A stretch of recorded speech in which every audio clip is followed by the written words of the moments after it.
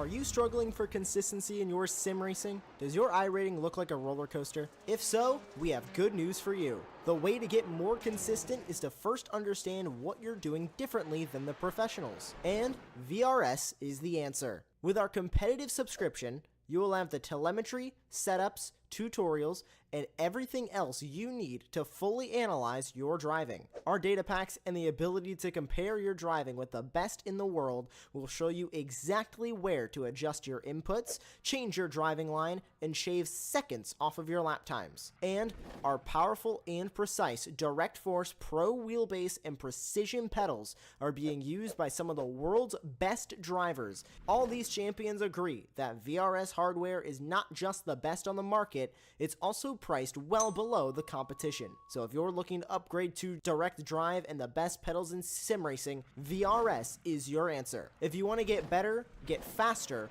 and make it happen sooner rather than later, you owe it to yourself to find out why so many people are switching to VRS. You'll be so glad that you did. Visit www.virtualracingschool.com and learn why the best use VRS.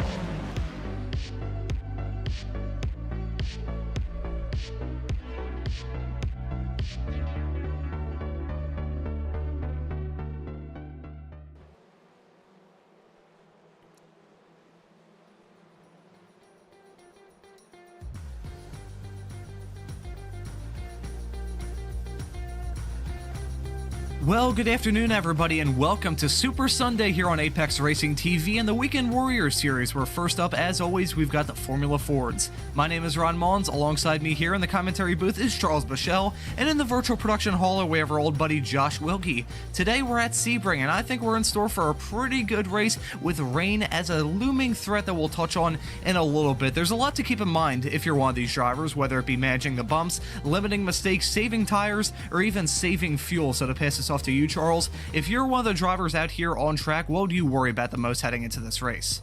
Oh, just it's the track. It's they've got the hashtag respect the bumps for a reason, right? So, when you're driving a car that relies on having a tire stuck to the track to make corners, a bumpy track is not really what you want to deal with. And this is, obviously it's a big track for these cars, so they're really pushing their speeds and trying to keep their momentum up at the upper end of what they're capable of doing. So it's that balancing act, as you can see, of just kind of working the wheel going through turn one. Just that balancing act of trying to keep the car stuck to the asphalt, or I'm sorry, the concrete, since this is concrete track, and just trying to keep your momentum and avoid the inevitable spins that we're going to see in some of these corners. I think spins are going to be a big occurrence here in this race. I was driving this combination earlier today, and mind you, it was a little bit different track conditions. It was just the standard iRacing sunny track conditions in a test drive session earlier today. And I'll tell you, this is a very tricky combination. I spun coming through that final corner about, I think it was probably 3 times I spun coming through there. It's really tricky because, as you said, Charles, the bumps are a pain in the butt here at this track, metaphorically and physically. It's a real bumpy track, and really the one bit of reprieval usually is just running on the curbs, but now they have the 3D curbs here at Sebring introduced for this season, and that's going to be a real trouble-ridden spot for a lot of these drivers. We may see plenty of these drivers try and be a little bit flirtatious with those curbs on the inside of this racetrack. However, if they just go a little bit too farther over the edge, they'll be in for a world of hurt. This is Aero Gnome, the Estonian driver. We're following him heading into, this is turn number 14 Bishop that he's going through, into turn 15, and I'll tell you, it's basically a rocky outcrop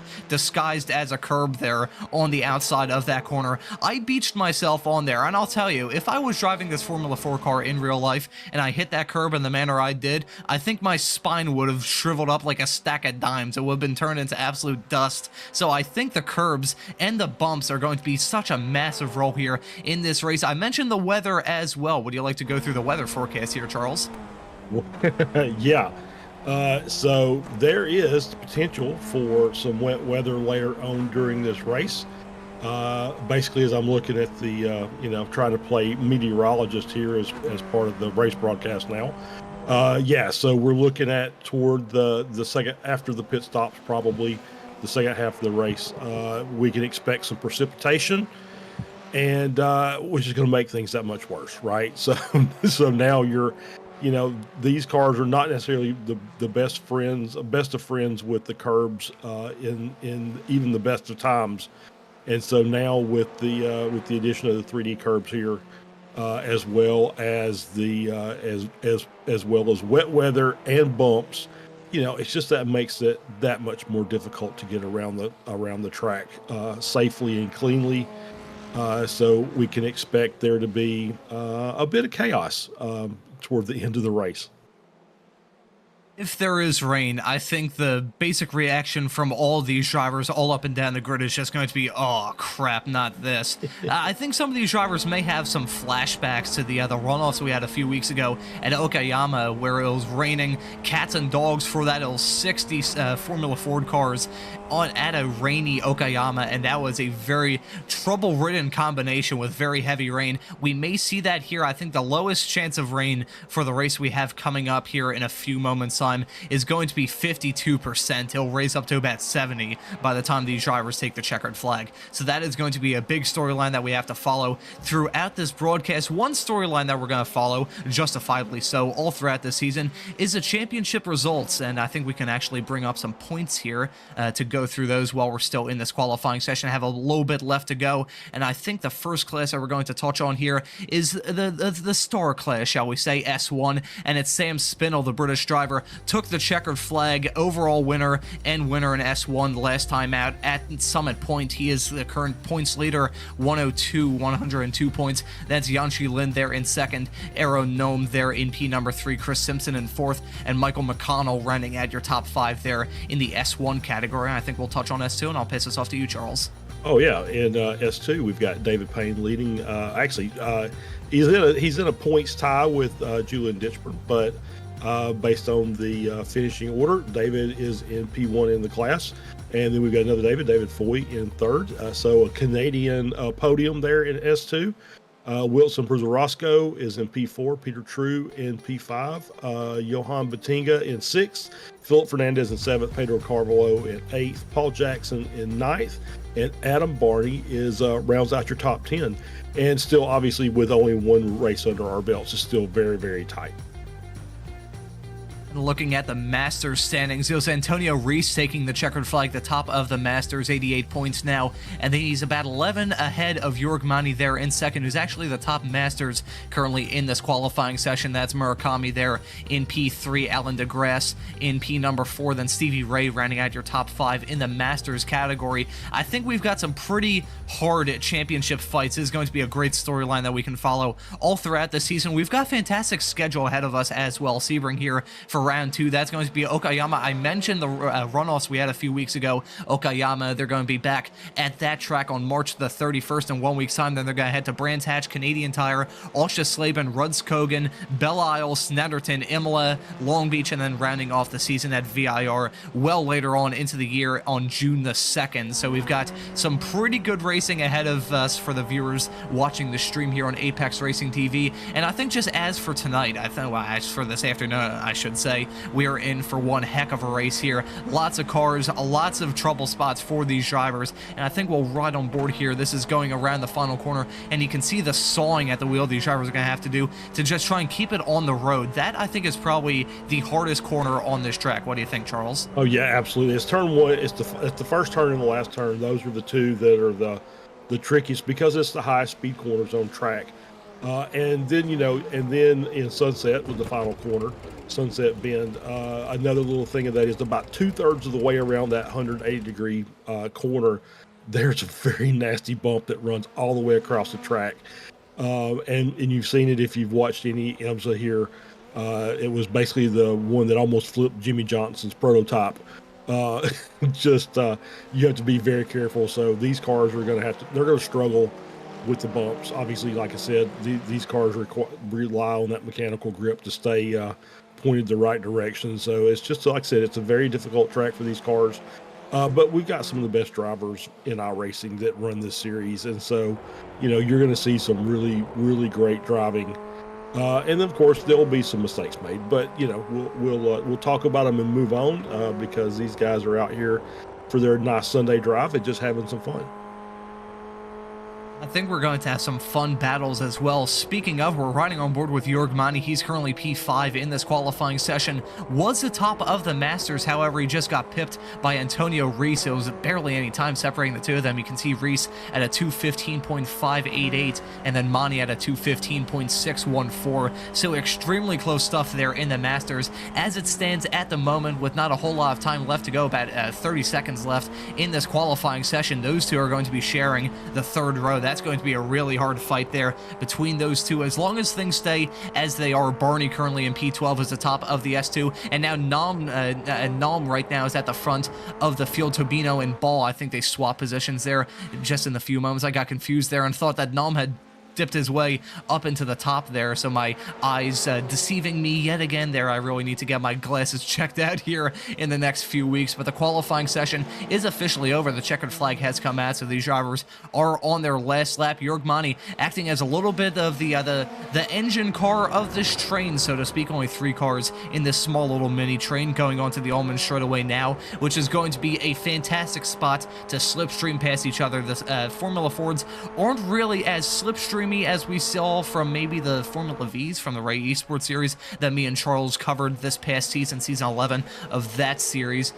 Reese and Mani have now been dipped down to P7 and P6 and P7, my apologies there. So dipping a little bit, however, they're still going to be pretty much right next to each other on the starting grid as they're waiting one more lap here. Is Jörg Mani going to improve to try and bump ahead there? Ooh, that was well, you can see McConnell there jumping up to P2. That was a fantastic lap from him in the dying stages of that session. Dipping again, Reese and Mani back to row 4. So this is a pretty nice fight that we have here in the dying stages of this qualifying session. Yeah, absolutely. Simon Ball with a good run to get up to P4. Had a really good run last week, then ran into some trouble. Yang Chilin, obviously, SCCA, iRacing legend. He's good in everything he gets in when we talk about the SCCA cars, the Formula Ford being part of that group. So yeah, Nom is usually at the top of the board, and no surprise that he's up there again today. And Reese and Mani that's just their MO. It's usually those two guys somewhere in close proximity to each other week in and week out. Obviously, with Reese being the championship leader this year, this season, a little bit of a change. Mani basically dominated the series last season. So it's good to see Antonio stepping up his game and giving Mani a bit of a challenge. That is going to be it's going to be like a cat and mouse fight between those two throughout this entire season. That's going to be an awesome fight between the two Masters driver. The checkered flag has been out for quite some time here in this qualifying session, and I believe, if I'm not mistaken, all the drivers have gone back to pit lane. Actually, no, there's a few more still left out on track, trying to get a little bit more seat time before they start this race. I gotta wonder how much just the threatening aura of the forecast that we have for this race coming up is going to play with these drivers drivers in the practice session earlier that we did not stream here on Apex Racing TV. However, I can vouch that it was very foggy in that session. I think if you're one of these drivers, it may be a little bit threatening just seeing a bunch of fog. And here for this race we have coming up, the cloud cover is going to be quite ominous here. So a little bit of mind games playing with these drivers, Mother Nature toying with the drivers here in the Formula 4s for this Weekend Warriors series. It's going to be a very interesting round 2 that we have coming up here. 17 corners in total here at this track, and really you can only say that there's like 1 or 2 that won't be challenging for these drivers. It's a bumpy track, as you said, Charles. Respect the bumps, that is key whenever any series races here at Sebring, whether it be GT3 machinery, prototypes, the Formula Fords that we have here, or maybe some other cars that may race here on Apex Racing TV in the not too distant future. So we're just waiting for some more drivers. That is a very nice looking car there coming around the final corner. I thought there were eyes at the front of that thing. It was kind of disturbing at first. Eyes and a mouth there, so I may not want to look at that car any longer than I have to. But nevertheless, oh my god, I can see a little bit of rain. It is raining, folks. This is going to be one heck of a race here for the Formula Ford Weekend Warriors, and I think we'll go through the starting grid. But I think the starting grid here in a dry qualifying session, it's going to get turned on its head in the 40-minute race we have coming up. But nevertheless, it's going to be Num at the front there, Michael McConnell in second, Joao Tobino, who's involved in that very controversial finish in the Spec Racer Fords, he will be in third, Simon Ball in fourth, Yanxi Lin in fifth, Jean Piera in P number 6, Antonio Reese in seventh, Jorg Mani in eighth, Jason Green in ninth, Kane Lasky in 12th, Chris Simpson and Adam Barney rounding out your top 12 there. That's going to be Grinnan. I probably killed that pronunciation. He'll be in 13th. That's going to be Botengna there in P number 14, Ditchburn in 15th, Andrew Love in 16th, Paul Stevens in 17th, Jeff Jacobson in 18th, Stevie Ray in 19th. That's Chris Murakami rounding out your top 20. Yeah, starting in 21st is Tom Laurie. Outside of him is Chris Montgomery in 22nd. Benjamin Harris, Trenton Kramer will be battling for Spec 2 glory here in 23rd and 4th. Tim Staino, John Toms, 25-26. David Foy, Dana Bowes, row 14. Wilson Bruzarosco and Brad Cathcart in row 15. And rounds out your top 30. Jeff Canner and Jim Brewster, 31st and 32nd. Gary Wolbolt, Nick Tolo in 33rd and 34th. Greg Holland and Russell Telker in 35th and 36th. And Peter True is the last person to set a time. He's in 37th. Soren Gerritz, Jason Greider, and Russ Lundberg are all no time, so they'll be bringing up the rear. And it looks like they're all on the grid, so we've got a 40-car grid. I have a feeling that they may have, it was a double-edged sword not qualifying, because if this race was going to be dry, you'd think, oh yeah, they're not qualifying, trying to avoid the chaos that may sprue up here on lap 1. However, with the rain, they're going to see nothing heading into turn number 1. And when I say nothing, I mean nothing. The track is absolutely soaked. You can see the rooster tail coming off of the cars right now. This is going to be a whirlwind of emotions from a lot of these drivers, and considering that the chance of rain is going to get higher and higher and higher as this race develops, I think, wow, everything. I was thinking that the rain was going to come midway through this race. I was thinking maybe it could be wet at the start, but I was kind of just thinking like, okay, it's going to be dry, then it's going to rain. Now we've got a completely soaked racetrack, and this is going to be man, I'm still trying to collect my thoughts about what kind of race we're going to see here. Charles, what do you think? Well, okay, so for one, I'll do as well as most TV weathermen and got it completely wrong, so we are going to start wet. So I will say this: iRacing has done a few updates since the playoffs, the V runoffs at Okayama. So the spray is a little bit lighter. The lighting system behind the cars was a little bit brighter, so they're a little bit easier to see, so you could track behind the car, at least see the lights, and you'll be able to know where they are. So that'll play into maybe helping the drivers out just a little bit. But yeah, it's going to be a bit of an issue, as we saw with Okayama. When you hit these puddles at a certain speed, these cars just say, nope, I can't find the track anymore, and then you're just a passenger in the car at this point. So it's going to be very interesting. Have to be very patient with each other, give each other plenty of room, and hopefully we can get through the first lap and get them all single file cleanly, and then have a good race. Not sure who that was going off into the hairpin. I saw a blue car pulling off the track, and I think towed back to the pits there. So maybe some sort of connection issue, possibly, or just a driver deciding to give up. Yep. Yeah, I think that might have been Smolol.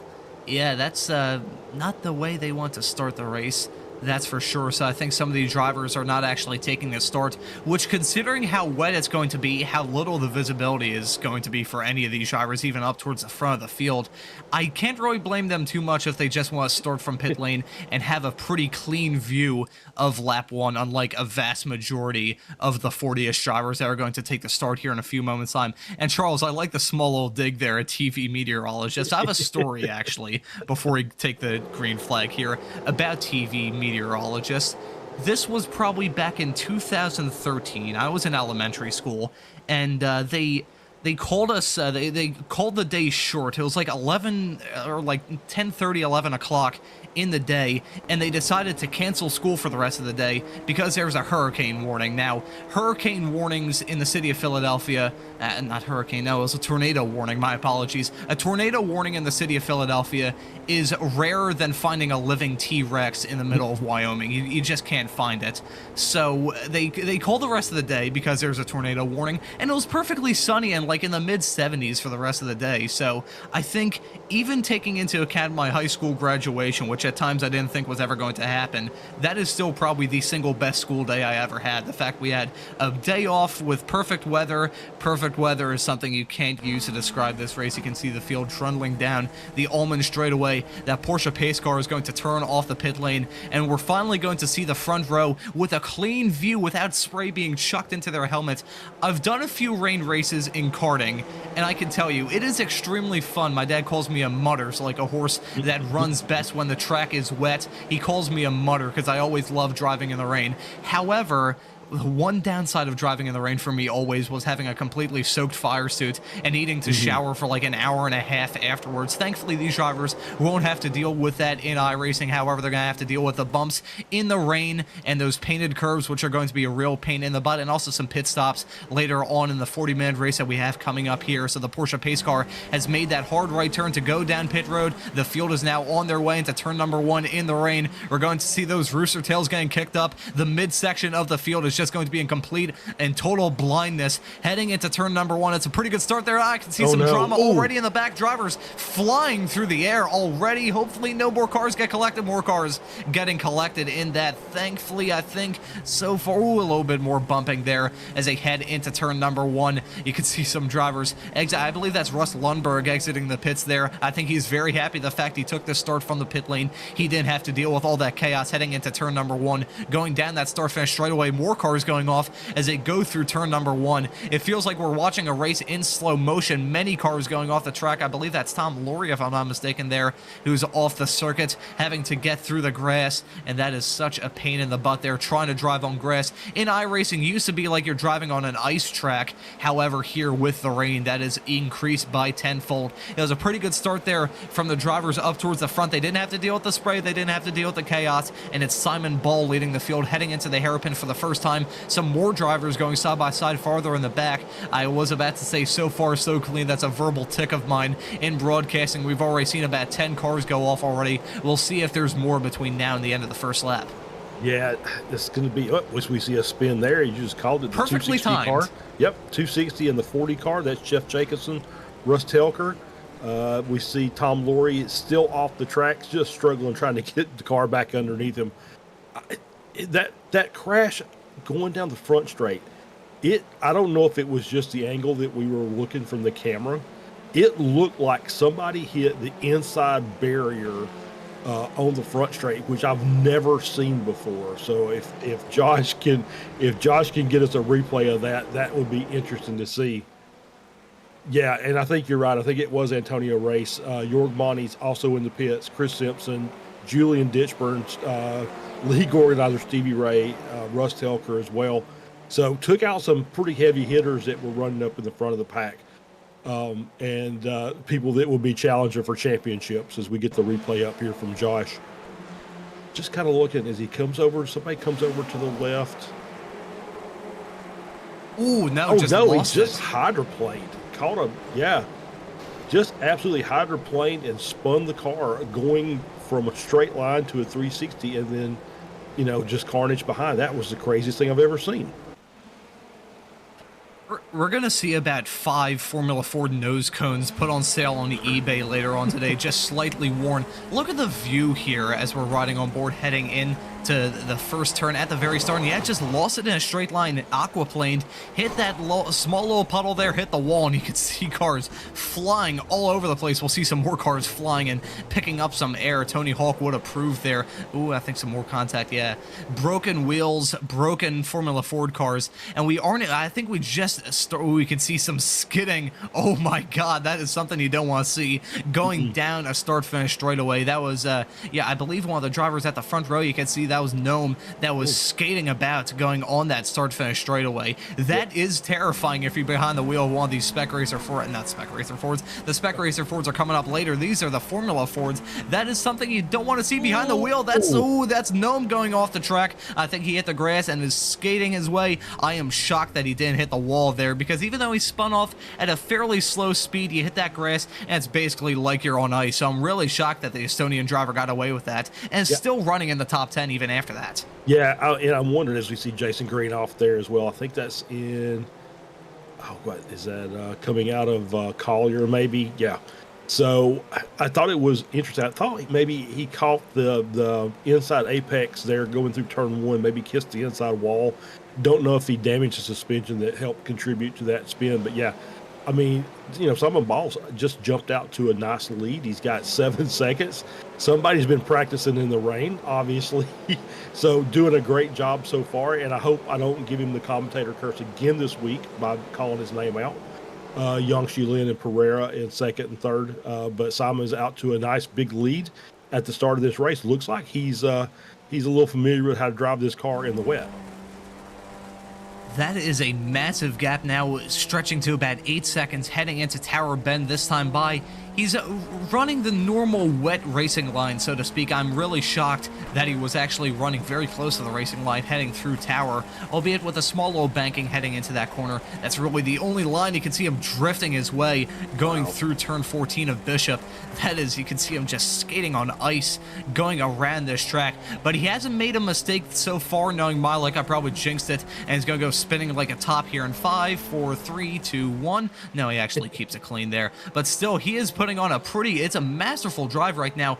In my time running my math, he's extended the lead by another 2 seconds. I think Pierre has possibly made some kind of mistake as he's dropping back like a rock. Now you can see McConnell trying to get past that's heading into the second to last corner of Le Mans there. Turn 16, they're going to be side by side going on to this Ullman straightaway, side by side down a straightaway in the dry is nothing really to scoff at. However, with the amount of standing water we have here, that is terrifying. So thankfully they single fouled out. I say that actually we may see some 3-wide action in the spray there. McConnell now jumping up to P2. It's a pretty good start from him. He started this race actually started this race there in P2, so I think he's the only driver in this entire field that has maintained his position from the start to the finish. Meanwhile, you've got the likes of Trent Kramer currently in P4, who's up 20 positions. That is a fantastic start there from the American driver. Now up 19 after you could see Pierre just went by him going on to the start-finish straightaway this time by. But drivers cutting their way through the field like a hot knife through butter. Tim Strano up 17 spots. Many drivers up double-digit positions from where they started, and you can see why, just skating all over, trying to find the grip where there's absolutely nothing for these drivers to try and find grip-wise. It is fantastic. It's like watching Picasso paint a painting here, just seeing these drivers try the best they can. That's McConnell going off. Oh, wow. He was running in P2, and he's hit the wall there. We'll see, does he tow back to the pits, or does he try and reverse his way out of it? I think there's some damage on that Formula 4 car. I think there may be a rear tire askew, so there he goes. He tows back to the pits. That's such a shame. Right as I said, the one driver that maintained his position from the start to the end of lap 2, right as I say that, he goes spearing off the track heading into 3. We may have to take a look at a replay of that. Yeah, absolutely. I was going to call out, as you said, Kramer up to P2 now is doing a fantastic job between 2 positions. We see McConnell coming out of turn 1 as heading down the this little short chute here, getting ready to line up for turn 3, and just locks the tires up, and there we go. And he's off and into the barrier, and there's an invisible wall there also. So, no tires, but iRacing says you can't go further than that, and that's end of his day apparently, or at least it will be much further down in the order. But I was going to call out another guy, and I don't want to. Once again, if we commentator curse Simon Ball again this week, he'll never drive the series again. So big shout out to Stevens and Staino, moved up quite a bit, as well as Jim Brewster. I'm going to give him a shout out because he's up. I wasn't going to say his name before, but he's up 17 positions. He's P2 in Masters class, 15th overall, and love talking to Jim after he doesn't have a good race because he's always got some really good information for us. And he was very, very good in the wet at Okayama, so it's no surprise that he's doing well here. So I believe that Aero Gnome has gone off the track. Not sure what in the world happened to him, but that's a very disastrous start for a driver that was running up towards the front of the field at Summit Point the last time at started this race up towards the front. I believe, if I'm not mistaken, he was on the front row. Now he's down to P34. So that's an absolutely terrible start for the Estonian driver. You could see sawing at the wheel, going down the back straightaway, the Ullman straightaway. We're riding on board with Yanchi Lin heading into this final corner, and that's going straight on. That's Kramer going entirely straight. Then he goes into the runoff area, which I can imagine with the amassed standing water that we have here is basically a glorified child's swimming pool there. It's about 1 foot deep of water. He just got basically a shower as he went wide heading through Sunset Bend there. Thankfully for him, it wasn't sunset for his race. He's still out there on track and surprisingly kept it out of the barriers. That was a fantastic series of events for Piera, who's now in P2, and you can see Yanchi Lin trying to find a way to close up that gap, maybe going for a move here into turn 3 in a few moments time. We'll just have to wait and see how these drivers do. You can see Kramer skating his way, and that's Lin going for the move heading into turn 3. That was fairly textbook stuff there. He just consolidated his run coming out of that turn 1 to just have the best exit he could and helped him out quite nicely. One driver that's going to be in for a world of hurt is Murakami, who's actually towed back to the pits with an incident that we haven't seen. I was going to say not very long ago that with the drama between Reese and Manny at the start of the race, he was the top running of the Masters. Now it's Brewster, who's up to P10. He was only in P15 not very long ago, so he has cut through the field like a hot knife through butter right now, currently the top of the Masters right now. Yeah, he's doing well, and I just, the reason Lynn was sawing at the wheel on the backstretch is because you could just see the tail of the car wanting to come around. He was just at the limit of how fast you can actually push the car without it just naturally aquaplaning. But yeah, Brewster's doing a great job. He's up to P10 and having a good run, and we'll see if he can continue on. But he was very, very, when we talked to him after the race at Okayama, he was very direct. And he said, "Look, this is like driving in snow." He said, "Your engine braking is your friend," and that's obviously paying off for him today. He's really, really good in the wet. It's coming to the it's just showing. So we'll see if he can continue on. We've still got 30 to 29 minutes left in the race, so lots of things that can happen before this is all said and done. But yeah, Ball, Lynn, Pereira, Kramer, looks like they're really working hard to try and make up some of that gap to Ball, but not so much just yet. Kramer, like I said, did a good job to avoid the barriers out there. There's a lot of room out at Sunset. So we'll see if he can make up some of that ground that he lost. Tubino, you can see him sawing at the wheel, heading through turn 14, now trying to get a move done down the inside of Green, heading into 15. I think Green just overshot that corner by a mile, and it allowed Tubino to move into P8. Fairly decent start here from a lot of these drivers. It's been feast or famine, so to speak, for quite a lot of these drivers. There's Tom Laurie, who was off the track on multiple occasions on lap 1. With all the chaos we've seen after lap 1, he's running in P16 right now, so that's a fantastic recovery that we're only just seeing the driver of the number 26 car moving right, knocking on the door of the top 15. He has a pretty big way to go between himself and Barney to actually break into the top 15. However, the fact that he's running inside the top 20 after the lap 1 that he had is really impressive. Yeah, absolutely. Yeah, doing a great job. You can. I'm going to say that you can. It's just one of those that you can tell if somebody just took the time to put a little practice in the wet here in preparation for this race. And I was just sitting there thinking about this. those look less like tires and more like rudders, just like these guys have 4 rudders connected to a kayak. And that's how they're navigating these corners as they're going around this track.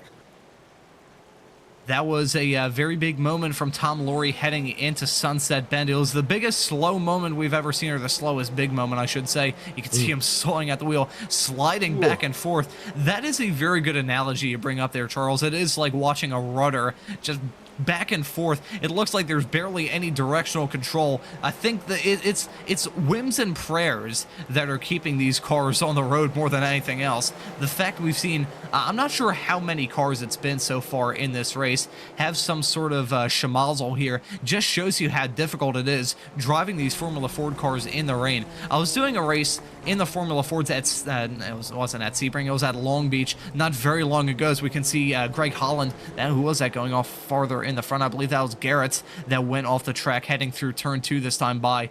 But it's so difficult here in these Formula 4 cars where they're skidding about in the dry, let alone in the rain. It is a very it's a very challenging experience driving these F4 cars in the rain. That is for darn sure, and we're seeing that with a lot of these drivers taking different approaches heading into these corners, trying to find the gripper. There just isn't any for a lot of these drivers. We're seeing Yanqi Lin. This is a fight for, well, if this was a fight for the lead, it would be awesome. However, Ball has extended that gap to about 17 seconds, so he's just driving off into the sunset.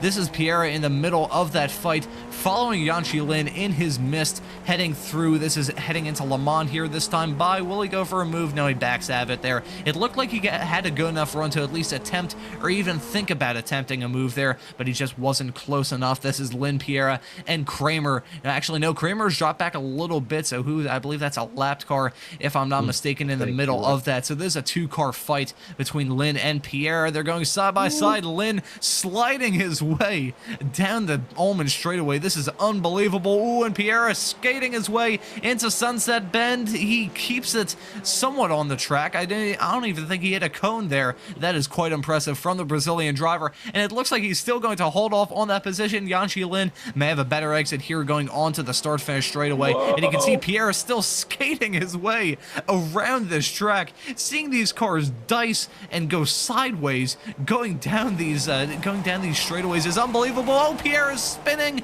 Oh, try and keep it out of the barrier. No, he didn't. Oh, that is major contact on the inside. Did he not lose a wheel there? I'm trying to look.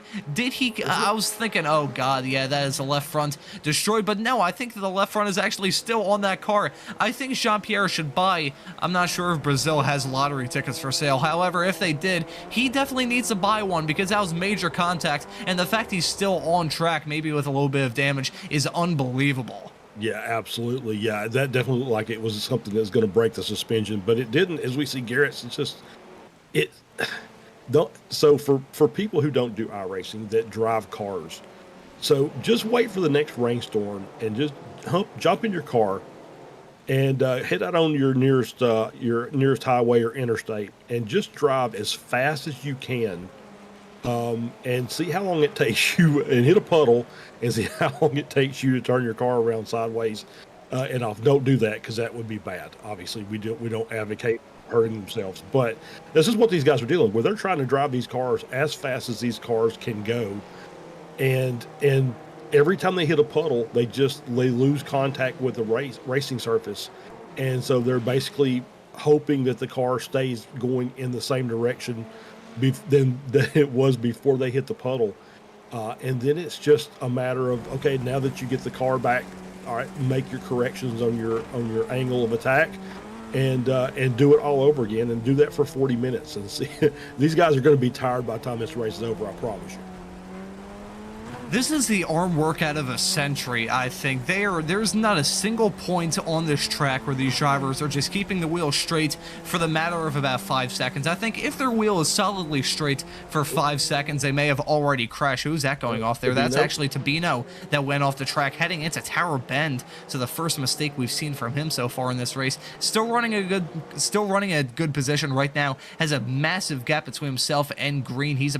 Green is about a minute back of the leader. leader, while Turbino is about 43 seconds. So he has a pretty massive gap there. So even if he makes a few more spins, as he may here, heading into turn 15, gotta take that inside line, the Joker lap, so to speak, heading towards the tail end of this lap. He still keeps it out of the barriers. That's good for him. I think we may have some replays here, if I'm not mistaken, to see some of the chaos that's happened all throughout this field. This was Murakami, who at one point was leading in the Masters, and is heading into Sunset Bend. He is turning. You can see that the front tires skating there. So just a massive amount of understeer for the driver of the 901 car heading into Sunset Bend, and he's exiting the corner here, and I think there may be some more extracurricular activity as they go onto the start finish straightaway. No, it was actually just running very deep there heading into the final corner. This is Tabino here. This was heading into turn 15. I can see him skating around the racetrack, hits those puddles on the outside, and you can see him go for the grass. It looked a lot closer from our first view. However, riding on board, that was still a very tense moment with Tabino heading into 15. It felt, I'm sure it felt very much closer to Tabino as he was doing it as well. So yeah, he did a good job. Just incremental movements of the steering wheel to try and get the car to just move a little bit and just change that angle so he could recover it and get back out on track, as we see a battle here with Tom Laurie. And is that Jim Brewster with him? It is indeed. Brewster's dropped down a couple spots. He's down to 14th, and he's second in class. Dana Bose has actually moved up into the lead of the Masters class in P11. You see Brewster getting by there, and it looks like he's on the prowl again, trying to get up there to challenge Bose. I think I should just point something out about Tom Laurie heading around Sunset Bend last time by. The cone massacre as he ran a little bit wide there. I think that might have been about 8 or 9 cones, which gave me very terrible flashbacks to SCCA Solo Nationals in 2021. We're on my final run on day 1. I slid in my shifter cart, hit 9 cones, and picked up 18 seconds worth of time penalties. So I can relate to Tom Laurie there. I think it was at this point probably about 10 minutes ago, we were saying that he was knocking on the door of the top 15, had a massive gap between himself and the P15 runner, who at that point was Barney, who's now running in the top 10. Things have shuffled around so much that Laurie is now solidly inside the top 15. You can see Bose is currently the top of the Masters drivers right now, as Brewster's actually moving back a little bit in a battle with Laurie here heading into the corner. Laurie goes wide heading into the hairpin. He's going to take, this is the old line, because I think, is that the old asphalt that they used before they reconfigured the hairpin not very long ago? I think it is. I think so. I think you're absolutely right. I should know my more Sebring history and Sebring trivia. I'll have to bring that. I'll have to do a lot of research about Zandvoort before the Spec Racer Ford broadcast in a few hours' time. That's going to be another good one. It may not live up to the craziness that we're seeing here in this Formula Ford race with drivers skating their way around the track. Currently, only 23 cars left on track right now. Actually, no, it's going to be 24, as Lundberg is going to rejoin the pits. That's the first voice crack of the broadcast. Lundberg currently in P24 is on pit exit. He's going to be rejoining the track shortly. A fairly high attrition rate so far on this broadcast. 23 cars right now on the lead lap. Lap traffic hasn't really disrupted balls. He's still running quite solidly up towards the front. However, pit stops for the entire field are coming soon. And with the wrench being thrown in the works of rain affecting this race, how is that going to affect strategy, Charles? I think strategy really goes out the window at this point. You've got to make a pit stop, but you're not running at full speed, obviously. So that's going to be able to allow you to stretch out the your pit window. It may be that these guys get to the 34, 35-minute mark before they have to come in and pit. As we see, Stevie Ray there has decided that he doesn't want to play in the rain anymore. But the strategy is just kind of it's less strategy and more survival, right? You've got to concentrate on the track. Everything you're focusing on has got to be just getting the car around the track without crashing. So they know they've got to come in and make a pit stop. As we see, that's Jason Green just taking it a bit wide there, and but able to collect it. I think that wide line's probably not a bad call. You can obviously just bleed the speed off a little bit easier and allow yourself to get a good run down the front straight. Of course, then you have to worry about as we see Paul Stevens there just trying to hold on to it. No, that's not. Is that not Paul Stevens? Tabino still struggling in some sections of the track. not the best rejoin in the world, but safely enough. And so yeah, it's more about survival than it is about strategy. You know, you got to pit, you'll pit, but you got to get to the pit stop first. And if you're, you know, tangled up in the wall or with another car, it doesn't matter when you pit at that point because your day's done. At this point in the race, these drivers are picking up the 1x off-track penalty points like Pokemon cards. It is unbelievable what we're seeing right now. This is Yanqi Lin negotiating the lap car of Russ Lundberg heading into turn 15, still running in P2 with Pierre there in P3. They have a 10-second gap between themselves and Kramer in P4, so this is a heads-up fight between the two drivers on the last two podium spots right now. Yanqi Lin with a massive slide there heading into Le Mans. I am shocked we haven't seen a driver go for a send there yet. Knowing my luck, we're going to see a driver do that next time we see cars going around that corner. It's a decent overtaking opportunity. However, you're going to end up with some hurt feelings for the driver that probably gets shoved off the track as a result of that. Lynn and Pierre going side by, it looked like they're going side by side down the Ullman straightaway. They single filed it out. Heading into the corner, that's Yanqi Lin going for a massive slide there. So I think that's going to allow Pierre to try and find a way. He's going to be on the inside line. Yanqi Lin is going to have a big load of speed going onto the start-finish straightaway. So if Pierre tries to maximize the exit, which he didn't, it's going to give him a shot to go into P2. He didn't capitalize on it there. So Yanqi Lin, maybe that is the reason why these drivers are running wide. They're just trying to round off the corner, kind of go about the reverse way and really late apex it. Speaking of the late apex, you can tune into that here on Apex Racing TV every Friday to hear about the world of world of sim racing. But with that very terrible plug out of the way, we're going to take a look at a replay of some of the action that's been going on all throughout this field. This is Jason Grinder heading into the hairpin here, and we're going to see what in the world happens to him. I don't have a good feeling about this. Carrying a boatload of speed in, and ooh, it goes into the grass. I thought we were going to see another Cone massacre as they went into the hairpin, Charles. Yeah, it got away with it. It managed to survive all the cones, but did take the off track there, obviously. And so, yeah. Oh, so just as you mentioned the off tracks, I want to mention that there is a drive-through penalty at 13. So there may be some drive-throughs in the future of some of these drivers before it's all said and done. I feel like I need to say a prayer for one of these drivers after that information has been revealed. Good Lord, we're going to see a lot of these drivers' crew chiefs are going to be seeing their drivers disturbingly often, you could probably say disgustingly often, considering the amount of off tracks they've had. Riding on board with Tabino, who can see red dots and nothing else. He's seeing the red mist with a massive snap as they went onto the small old flat-out blast between Big Bend and turn number 7, the hairpin. That was a massive slide from Tabino. He does not have clean pants after that, I can assure you that. However, he has a clean race car, which, considering how sideways he was, is truly unbelievable. Yeah, that was a massive loss of control there, or I would say loss of adhesion. He did a good job to control the car.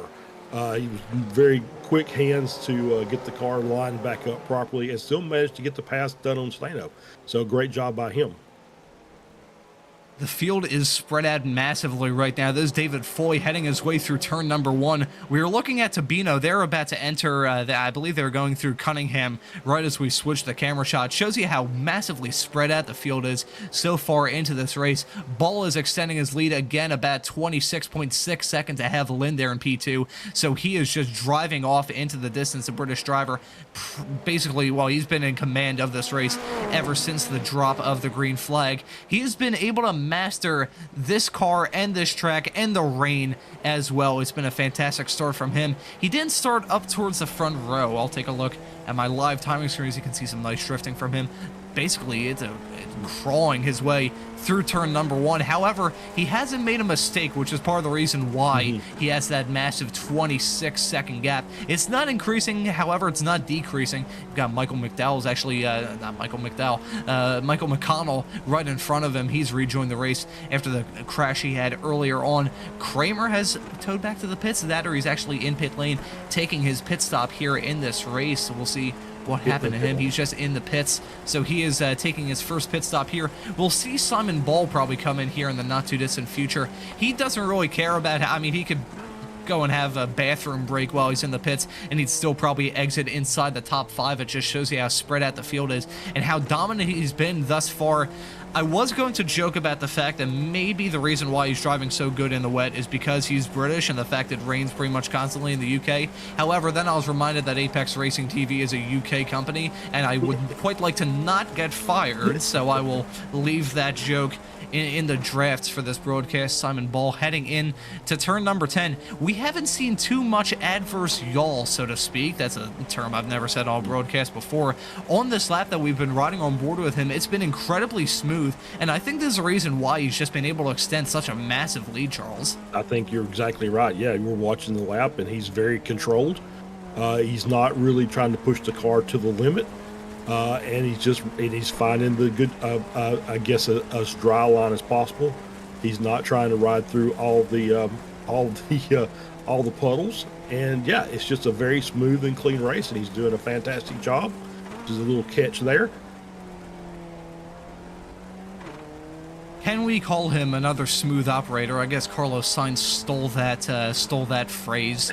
But I guess we'll maybe need to come up with something else. Another. Let me real quick look up synonyms of operator so we can come up with another one here, Charles. Okay, you work on that, and we'll continue to watch him as he's going down Ullman, down the back straight, heading into Sunset. Once again, just like I said, very controlled. You don't see the tail real happy behind, trying to wag him around, and yeah, just nice and smooth through here. It just gives it a little reverse, reverse lock when he needs to, and then continues back on his way. It's just a fantastic job. It's really, really, really great driving.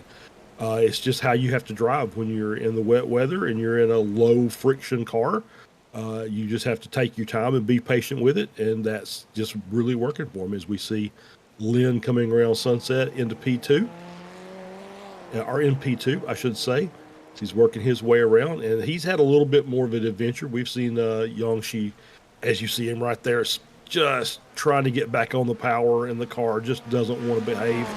But he's managed to stretch that gap out to Pereira now it's about 5 seconds. So he's doing a good job of getting it tightened up, and it's just, yeah, you see him just all that car wants to do is just turn around backwards, and he's doing a really good job of just maintaining it, making his corrections when he needs to, and fully in control. Looks like he's locking in P2.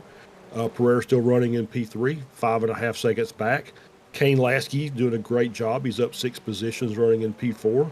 Joao Tabino is kind of collected himself a bit. He's in P5. Kramer's in 6th. Kramer's already taken his pit stop, so the top 5 still yet to pit. Steno is coming out now. As you see, Monty also coming back out. I think that's his 3rd stop, one obviously for the incident early in the race, and this was just another a stop to come in, and I don't know, maybe he had an incident, he hadn't taken his fast repair yet, or just wanted to come in and take a break for a minute. Either way, he's down in P21, so he's still going to get some decent points out of this just from hanging out and doing his circulation around the track. I think the saying is to finish first you have to finish.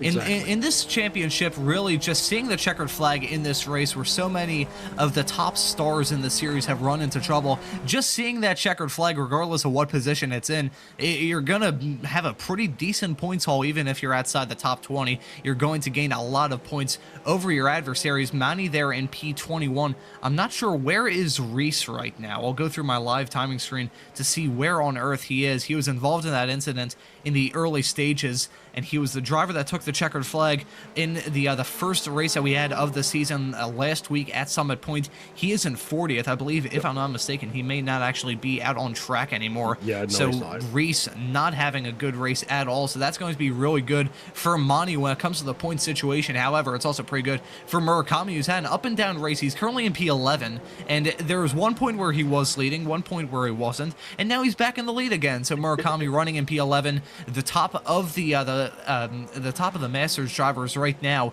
in the number 901 car going through. This is turn number 6 of Big Bend, which usually in these Formula 4 cars is completely flat out. With the terrible track conditions that we have here, it's definitely not flat out. I can assure you that is for darn sure. We're going to take a look here at a replay of Murakami. Yeah, and unfortunately, I can't see the replay, so I can't commentate on it. So, little replay gremlin. That's why there. I pass it off to you, Charles. Yeah, I know. Same thing. I will say this though: Murakami had pitted on lap 3, so he might not make it to the end. So he may have to give up that P1 position. Brewster's just, I think, 20 seconds behind him, so Brewster may re-inherit P1 in the Masters class. It just depends. I know these guys, like I said, they're not using as much fuel as they normally do because they're obviously not pushing the car as hard as they normally would. So I'm not sure if P3, if he can make it to the end of the race or not. So that might be a very interesting question that will get answered in the final 5 minutes of this race. This is Pierre exiting the pits in P3 right now. Had a massive gap between himself and the cars farther in the back. So he's the first of the, actually no, he's going to get dipped down to P4. Lasky gets past him. There you can see they're extremely close. Rejoining the track now, about to enter turn 2 in just a few moments time. I got a chance to take a look at a replay. The Apex streams are actually about 20 seconds delayed to what's actually going on. So I got a chance to look at a replay right as we were talking about the replay not working for either of us. And it was just a fairly textbook move there from Murakami. Thankfully, the stream here on Apex Racing TV, you could see it. We could provide sound effects with it. However, we won't want to blow everyone's ears out. We're running on board with Kane Lasky, and you can see this is kind of like, well, it's smoke screen, it's mist screening is what we're seeing right now. God have mercy on our producer Josh's graphics card trying to render all of this. You can see he completely disappeared there for a very brief time. So Pierre, you can imagine from his perspective, all he sees in front of him is a hotel off to the left heading into the hairpin and a small little red light just deep in the mist. So you can see this is the reason why he's running a little bit offline, trying to get the move done. Lasky nearly tried to clear him there. I think that wasn't even intentional. I think Lasky was just struggling for grip. Pierre going sideways, hit that puddle there with the club pit entry there. That was the small little patch of concrete that it looked like he was about to spin out on. However, Pierre still on track, still running in P4, and we'll see how he does compared to Lynn. He is not very happy about the fact that Lasky may be holding him up here. We'll see if Lasky is kind of acting as a rolling roadblock or if Pierre just doesn't have the pace to get by him. Lynn, who had I think it was about a 5-second gap between himself and Pierre when these pit stops came, as you can see a driver spinning off farther in the back. That was very comedic timing there for Joao Tabino. Ooh, another spinner there. That was Kramer spinning right as Tabino was joining the track. It shows you how slippery it is there heading into the 12 and 13 section. In one of my first times driving on the iRacing rain a few weeks ago, I was driving the Cadillac GTP car in there, and I completely wrecked that Cadillac GTP car because that is very slippery heading into that section. Tabino doing a little bit of rally action heading into 15 there. So you can see already drivers coming into the pits. Lynn has pulled into the pit lane, so we'll see how he exits compared to Pierre. I was going to say, right as we saw two spinners stealing the show of Tabino and Kramer, was Lasky holding up Pierre, or was Pierre just unable to get past? Either way, as we're looking at a replay here of Trent Kramer's spin heading into tower, this is going to be very comedically timed. Oh, hit the, yeah, that's what happened there.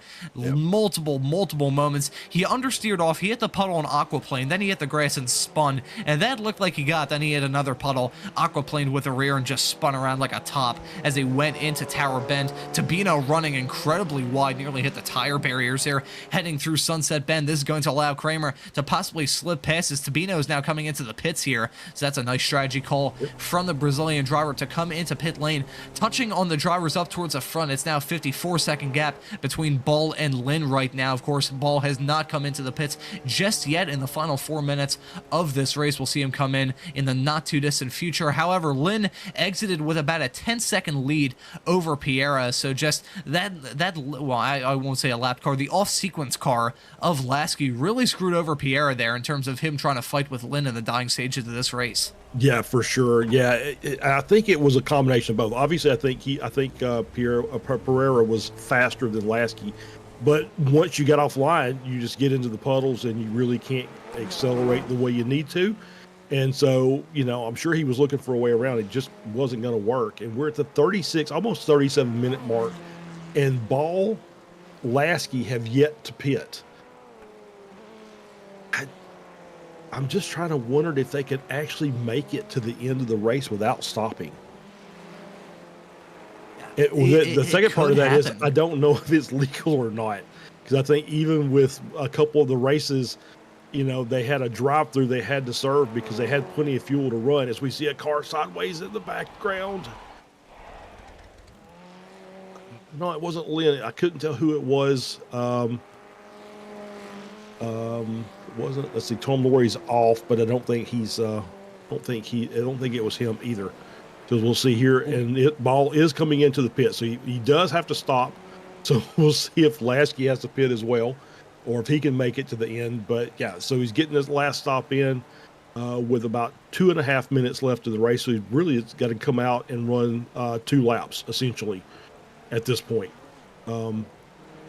I think we may have to ride on board with Lasky as he comes around the final corner. I don't think he's close enough to take the lead from Ball unless he has an incredibly slow stop and his pit crew is drunk. It'll probably be him taking the checkered flag, so he's already exited the pit box here. So Lasky, I'm curious, is he going to do, I think it was in the NASCAR All-Star race years ago, as they're on the white flags. Is he going to actually come into the pits, or is he going to pit as they come to the checkered flag and try and cheat the system in a way whereby he doesn't actually end up in his pit box? However, he was down pit road and took the checkered flag on pit road, so maybe he's trying to do something like that. That would be a very interesting strategy call. I'm not sure if that would be legal. I'll see if he actually comes down pit lane here in the number 09 car. They are on the white flag, so Simon Ball is going to be taking the checkered flag this time around. So we'll see. Has Lasky come into the pits? He hasn't. Wow. This is an interesting strategy call. He's gonna have to has he actually, or no, he hasn't come into the pits. As you can see there, his pit time is nothing. It's just a blank little plotch there on the SDK graphics that we have here. So is Lasky going to do what I kind of suggested or thought that he was going to try and do, and pit coming to the checkered flag? Is that what he's going to try and do here? Well, I will say this, and this goes back to the V runoffs, which is a different format. So I won't say that this is, in the rules for the league series, right? So it was a 30-minute race. They had enough fuel to run the entire 30 minutes, but the league organizer said no, you have to at least do a drive-through. So you have to come down pit road at least once during the race. Now I don't know if that carries over to the league series. So that'll be up for the stewards to make that determination. And there was a rule that you could not come in and take the checkered on the last lap. So you had to come in prior to the white flag. So we'll see how that all plays out. But obviously, if he can make it around and it's completely legal, that's a great strategy call. He's able to take the entire 40-minute race and get a podium out of it. That would be a strategic masterclass there from Lasky. I'm looking at my live timing screen. He started this race farther in the back. He's up 7 positions from where he started. So if he takes the checkered flag in P3, that would be a fantastic result for him. We're riding on board with Chris Murakami, and I believe he's taking the, is he taking the white flag this time by? Yeah, he is taking the white flag. So that will be him on his way to a win here in the Masters category. Actually, is he? Yeah, I believe he is on the white flag here. So even though the time has run out, we're over the 40-minute barrier. So we're going to wait for some more drivers to take the checkered flag. This time by this Tim Strano, who's on his way to a commanding win at the front of S2. But meanwhile, at the front of the field, he's pretty much led lights to flag. Only came into the pits not very long ago, mainly because he didn't have to, because Simon Ball did not put a lot of stress on his tires and didn't put a lot of stress on himself. He's now going to gun it. He's going to push that car as he sees the checkered flag and cross the line to win the race here in the the Formula Ford Weekend Warriors. I'm confusing it right at the end of the broadcast there. My damn dyslexia doing me dirty once again. But he's taking the checkered flag in the Formula Ford Weekend Warriors to win here in a rain-soaked Sebring. Yanxi Lin drifting his way around the final corner. Don't put in the barriers and the dying stages of the race. I think he's just goofing off now. He has a 20-second gap between himself and Lasky, so he can just push it to the absolute limit here. good driving, I must say, there from Yanqi Lin. That is quite impressive that he managed to go that sideways going down the start-finish straight away, and it didn't end in the barriers for him, so pretty good for him. Lasky has come into the pits, so he's trying to cheese the system here. I'll see if this sticks. We may have to ask league admin Stevie Ray if this is legal. I think, I mean, you can't really say that he didn't come down pit road. If he did, that was incredibly close between himself and Kramer there. About a second and a half separating the two of them as they crossed the start-finish line. So Kramer, who was running involved in that fight between Lin and it was... who else was it involved in that fight? They dropped back like a rock there. Yep. So a very bizarre series of events for a lot of those drivers. It was Kramer involved in that fight. So we're following Tim Strano here. He's coming around the final corner, and he's going to take the checkered flag. Stano, my apologies. Strano sends, I think that's a name from the Philly region here, the SCCA. So I'm getting my names confused here. He's going to be taking the checkered flag regardless to take the win here in S2 with this Formula Ford race here from Sebring. Someone said in the chat, Lake Sebring. I think I agree, because we've seen a lot of aquaplaning throughout this race, and Stevie Ray even said that if this race was held in real life, it probably would have been red flagged about 15 times in those 40 minutes. But I must say, from my perspective here in the commentary booth, not having to drive, I really enjoyed that we're still waiting for some more drivers to cross the finish line. This is going to be Murakami. I may have just jinxed him, going a little bit sideways. He has a decent gap between himself and Brewster, so he doesn't have to push it at all. Heading around the final corner, he had an up and down race, but on the number 901 car, it's going to be Chris Murakami taking a top 10 overall. That's a very impressive result, but more than anything else, he's going to take the win here in the Masters category. There's a checkered flag for him, and it's going to be Brewster and Bowis there. So you can see a nose cone there on the front straightaway right as all these drivers were taking the start-finish line. Maybe we're going to see a driver try and kick that. Oh, it actually just disappeared. It got abducted by a UFO there, cleaning the track, the aliens are, after this Formula Ford race. And wow, Charles, that was... We were expecting weather to get involved. We weren't expecting it from the very start of the race, but still, that was awesome to watch. That was fantastic. That was a wet track masterclass by Simon Ball. I mean, just picture perfect. Gets out front early and just walks away from the rest of the field. 26 seconds to Yanqi Lin, who last year won, I think, basically every SCCA runoff there was to win in the iRacing officials. So to do that is pretty fantastic. So congrats to Simon for that win. Tim Stano, Paul Stevens also, P1 and P2 and Spec 2, P5 and P6 overall. Great driving. It just shows you that paid off. Chris Murakami making that comeback from early trouble and able to just save enough fuel to get to the end and just Pippin Brewster, who had another great run up 21 positions. So just some great driving out there today. I think all the drivers taking the checkered flag need to give themselves a round of applause, because that was a race of attrition if I've ever seen one. And I had some expectations heading into this race. My expectations were changed quite a lot when I saw the forecast for this race, but when I saw those first few drops of rain when we jumped into the race session, I was gobsmacked. This is the first rain broadcast I've ever done. I know, Charles, you did the runoffs a few weeks ago, so I went into this broadcast fairly blind about what the rain racing was going to look like, even though I have seen plenty of rain racing in real life. Here in iRacing, it's a different game. These drivers were pushing it to the absolute limits. We saw some mistakes, however, we saw some fantastic racing as well. I think the Spec Racer forwards have a very tough pill to swallow if they want to beat the action that we just saw here from the Formula Fords. I believe, if I'm not mistaken, all of the cars have seen the checkered flag and have actually towed back to the pits. I believe, yeah, there's one more car left on track. Tom Laurie in P15. That's a good result for him. We've seen plenty of drivers. Michael McConnell, I should give a shout out to him. He finished in P16 at the end of that, even though we saw him with a beaten and battered Formula Ford car after he made contact with an invisible wall coming through turn 3. He finishes this race in P16, which granted it was down 14 positions from where he started, but after the hand that he was dealt throughout that race, the fact he's taking the checkered flag at all is incredibly impressive. P16 as well, too. That is impressive. Yeah, it's just a great recovery. And it just shows that, even though you might not have gotten the result that you thought you were going to get, just sticking it out and just finishing the race, it just buys you a lot sometimes. So great job by Michael to just, like I said, just finish it off, just hang in there, and came out with a fairly decent result. Not the greatest, but is obviously much better than finishing near the bottom. Now, as you can see, Laurie pulling into his pit box at the end of a very hard-fought day for him.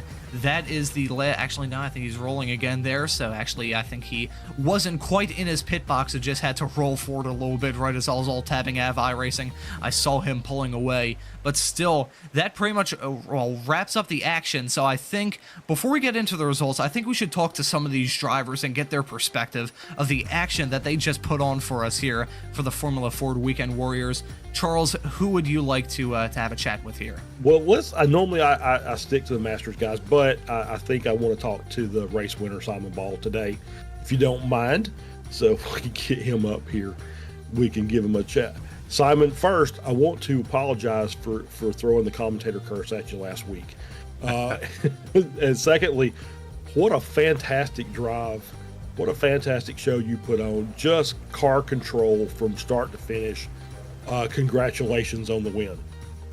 Thank you. It was a good race. Yeah, so I was a bit lucky there at the beginning. I think that there was a little bit of luck involved, but once you got out front, though, you just basically pulled away from everybody else. So how much time did you put in just prepping for the potential for a wet track today? I did an official during the week. You got trounced. They got trounced. So, okay. Well, then, but you still, like I said, you had a really good race today, and just fantastic driving. It was looked like you were completely under control, or at least as much control as you could be in during the race. The conditions are horrendous. It's really tricky to drive the Formula Ford fast in the wet. Crazy. Yeah. Were you struggling to find a good line for the car, or was it just really not really there was much of a line to be had, and it was just more of just being patient? It's a bit of both, really. A good dose of patience, and just staying off the racing line. Really, the racing line is so slippery. It's just ridiculous. All right. Well, congratulations. You have anybody you want to thank today? I don't know. Thank you, Mum. There you go. That's always, if nothing else, you always thank Mom. All right. Well, congratulations, Simon. Great job. And are you going to be in the Spec Racer race coming up? No, I won't be. No. All right. Well, then we'll see you next. We'll see you next time out. Thank you. Cheers. And that was Simon Ball, the driver that just put on a clinic on this field. And I think we'll have one more chat with another driver, and this is Tim Stano that we're bringing in here real quick for a quick little chat before we wrap things up. Tim, thank you for joining us here in the commentary booth. Now, from my perspective, just that seemed like a chaotic race from start to finish. So how was it out there? Sure was. Track conditions were quote-unquote extremely wet. First time I've seen that all week, and certainly played out to be that way, but it was fun.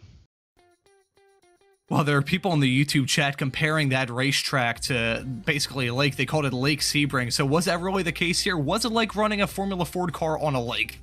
Pretty much, yeah, or ice, or pretty much anything that's zero traction. So you were really dancing around a few of those turns there, but obviously the name of the game was keep it on the track as long as you could, and thankfully I was able to do that and ended up with a top 5.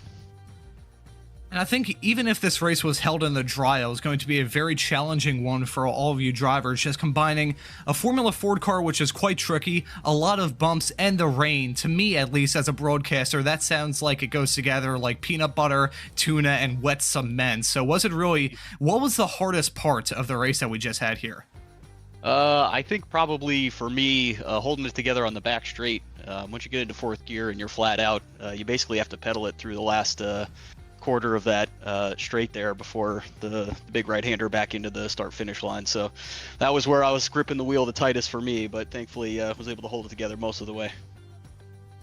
Thankfully for your sake, you took the checkered flag P5 overall and P1 in the S2 category, so congratulations for that. Next up on the schedule is Okayama. What are your thoughts heading there? Another track that I like. We'll see whether the rain is there or not. Obviously, that's a bit of a game changer, but it's a track that I'm familiar with, so hopefully going in with some confidence. I'll tell you what, that race has some pretty massive shoes to fill if it wants to be anything as exciting as a racing that we just had here. Tim, thank you for joining us here in the commentary booth. Is there anyone that you'd like to give a thanks to or shout out? Let's see. Trenton. Shout out Trenton for moving up to S1 this season. Let me do a little bit better in S2, so shout out to Trenton. Alrighty, there we go. Tim, thank you for joining us here in the commentary booth. Hope to see you next time at Okayama, my friend. Appreciate it. Thanks, guys. And that was Tim Staino, the driver that takes the checkered flag, top of the S2 drivers. And now we have to wrap things up here real quick because our colleague and producer, Joshua Wilkie, is going to be in the Spec Racer Ford race that we have coming up in about an hour's time. That is going to be one heck of a race. I'm sure Josh has talked about how tricky that combination is. We'll touch on that in a few hours' time when the Weekend Warrior Series returns here on Apex Racing TV. It's got some pretty big shoes to fill, however, the Spec Racer Fords always put on one heck of a show. So stay tuned here on Apex Racing TV for the second part of Weekend Warriors Super Sunday. But as for this broadcast here, for the Formula 4s at Lake Sebring, that'll just about do it. So for myself, Ron Mullins, Charles Bichelle joining me in the commentary booth, and our old friend Josh Wilkie working all the cameras in the virtual production hauler, I say thank you all so very much for watching. Have a great rest of your 2 o'clock hour, and we hope to see you for the Spec Racer Ford race in a few hours' time.